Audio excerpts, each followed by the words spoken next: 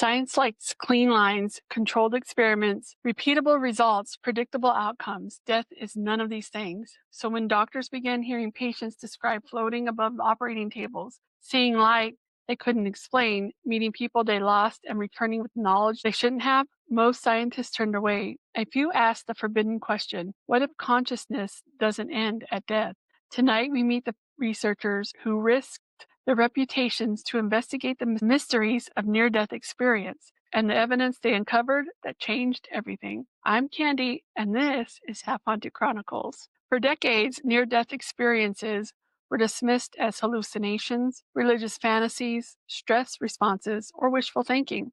But a handful of scientists noticed something impossible to ignore. The experiences followed patterns. They had structure, consistency, verifiable details, physiological after effects, and they occurred when the brain should have been incapable of producing any conscious experience at all. This wasn't fantasy, this was data, and these are the scientists who followed it.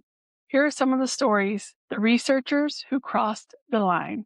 Dr. Raymond Moody, the starter of FIRE, in 1975, psychiatrist Dr. Raymond Moody published Life After Life, the first major study of near-death experiences. He interviewed hundreds of people who had been declared clinically dead. Their stories shared striking similarities: leaving the body, traveling through a tunnel, seeing a bright light, meeting deceased loved ones, experiencing overwhelming love, facing a life review. Moody coined the term near-death experience. He didn't solve the mystery, he opened a door that science could no longer close. Dr. Kenneth Ring, the pattern finder. Psychologist Dr.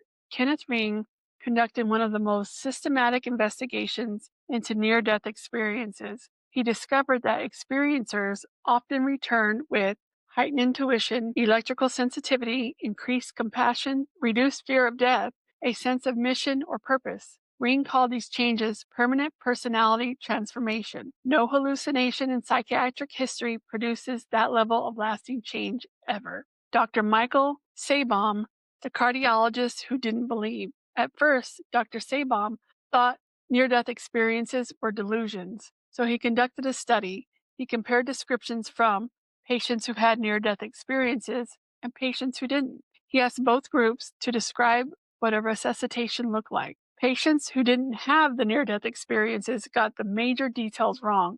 Patients who did have near-death experiences got nearly everything right, including the equipment and procedures they had never seen. One resuscitated patient described the exact location of a defibrillator paddle that was placed on a shelf behind the doctor. Sabom realized these people were seeing something real.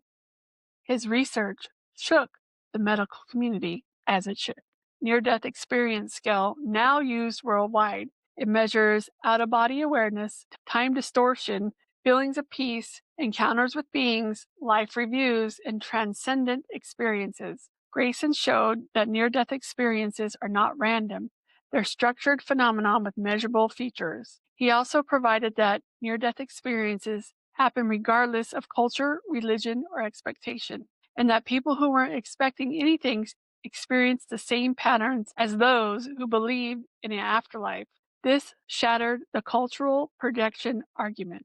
Dr. Sam Parnia, the modern investigator. Dr. Parnia leads the AWARE study, the largest scientific investigation of near-death experiences ever done. His key findings: people reported accurate observations during periods of no measurable brain activity. Some remembered conversations that happened after they were clinically dead. Their descriptions matched medical records down to the second. Parnia included consciousness may continue after the brain shuts down, a scientific understatement, but a groundbreaking one.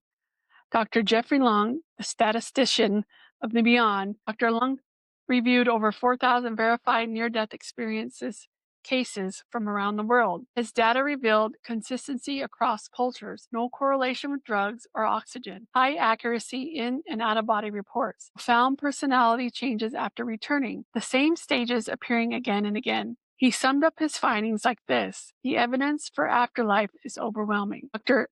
Eben Alexander, the neurosurgeon who crossed over. Dr. Eben Alexander, a Harvard-trained neurosurgeon, contracted a rare brain infection that shut down his neocortex. He had no capacity for a dream, memory, or awareness, yet he had one of the most detailed near-death experiences ever recorded. When he recovered, he said, "My brain was incapable of producing consciousness, yet my consciousness was more alive than ever." His case forced neuroscientists to reconsider the foundation of their field. Here are 3 creepy facts to haunt your day. Many returnees say electrical devices malfunction around them. Watches stop, lights flicker, radios distort. People often become highly sensitive to other people's emotions, describing it as feeling too much clearly. Some develop new talents, artistic, mathematical, music, despite no training or previous interests. This episode matters because it shows that near-death experiences aren't just stories. They're science, not the kind of science that fits neatly into a lab, but the kind that pushes the boundaries of what we think reality is. These researchers risked ridicule. They were called irresponsible, unprofessional, biased, unscientific, but they didn't back down because the evidence was too strong. The data kept piling up, patterns kept repeating, people kept returning with the same truths. The soul, or whatever we want to call it, consciousness, might not be a belief. It might be measurable, and that idea changes everything. Tonight, we met scientists who pulled near-death experiences out of the shadows and into the realm of research. But our journey through season 2 is not finished yet. Next time, we explore how different cultures, religions, and ancient civilizations have described the same patterns for thousands of years. Until then, stay curious and always, always stay haunted.